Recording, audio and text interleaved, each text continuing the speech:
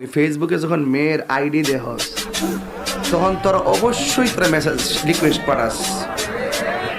এটা fake ID না real ID এটা যাচাই করস না। পরে আবার এটা ওই হেমাতা আবার এটা অ্যাকসেপ্ট করে মজা লইবার লাগে। ঠিক আছে, হেমাতা কেডা এটা হিডা কেডা হিডা হিডা আবার অ্যাকসেপ্ট করে। অ্যাকসেপ্ট কইরা পরে আবার মেসেজ পাঠা, হাই ভালো মেয়ে হইলে কইবা আমি নাই। আর যে বালা না হ তাহলে কইবা কে বলছেন, কে বলছেন? আমি মানিক বলছি। আপনি কে? আমি সুইটি বলছি। এই যে একটা পেস্ট লাগলো প্রথম দিন, দ্বিতীয় দিন আসলে সুইটি কিনা অডিওতে একটা কল দেই। বাস্তব কথা বলছি, তারা ওর ভিতরে কথা বলতেছি। আমি মানুষের মনের মিদুরিতে মাদুরিতে মিশে কথা বলি, ঠিক কি না? আমি তারা রক জানি না। এরপর রাত্রে মেসেজ যখন কইছে ওকে হয়ে গেছে গা, একটা অডিও কল দে।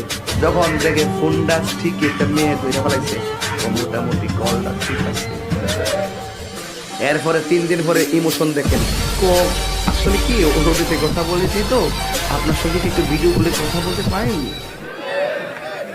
না, কিন্তু পাই, মানে খুব শুদ্ধ করে কথা বলে না পাই।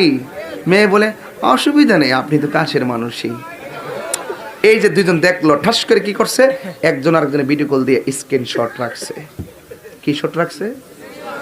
এরপরে পরের দিন আমার মোবাইলে টাকা নাই, 500 টাকা দেন। পরে সে টাকা দেয় না, টাকা